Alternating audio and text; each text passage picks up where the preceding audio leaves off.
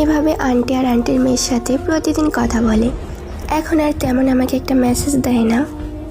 একদিন আন্টির কাছে হাসান সুমাইয়ার জন্য বিয়ের প্রস্তাব দেয়, কিন্তু আমাকে তারা এই বিষয়ে জানায় না। আন্টি সুমাইয়া এই প্রস্তাবে রাজি। তারপর সে আমাকে একদিন মেসেজ দেয়, আসসালামু আলাইকুম, কেমন আছেন আর কি করেন? তারপর আমি তেমন গুরুত্ব দিতাম না। ওই রিপ্লাই দাও না কেন? হ্যালো, কি হলো তোমার? বিজি নাকি আপনি? নাকি আমায় ভুলে গেছেন?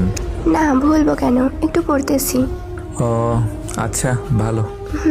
তো কি করেন? কিছু করতেছি না, এমনি বসে রইছি। ও ভালো।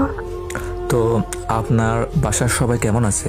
আলহামদুলিল্লাহ ভালো আছে। আপনার বাসার সবাই কেমন আছে? আলহামদুলিল্লাহ, আল্লাহর রহমতে ভালোই আছে সবাই। ও ভালো। হ্যাঁ, তো আর কিছু বলবেন? বলতে তো চাই অনেক কিছুই, কিন্তু আপনি তো পড়তেছেন তাই না? আচ্ছা, পড়া শেষ হইলে তারপর আমাকে মেসেজ দিন, ওকে? তখন বলবো। আচ্ছা ঠিক আছে। কিছুক্ষণ পর আমি বললাম, কি করেন? কিছু না, পড়া কি শেষ? এই তো পড়া শেষ করলাম। ও আচ্ছা, ভালোই। তো আপনি তো গুড স্টুডেন্ট তাই না? আচ্ছা ভালো থাকেন। 12টা বাজে, ঘুমাইতে হবে, পরে কথা হবে। আল্লাহ হাফিজ। আচ্ছা ঠিক আছে, আল্লাহ হাফিজ। এভাবে 2 মাস কেটে যায়। আন্টি আর সুমাইয়ার সাথে তার এখন অনেক ভালো সম্পর্ক। আমাকে তেমন একটা মেসেজ দিত না। একদিন হাসান আমারে বলে, তো এইটা আমাদের নতুন গল্পের ফার্স্ট পার্ট।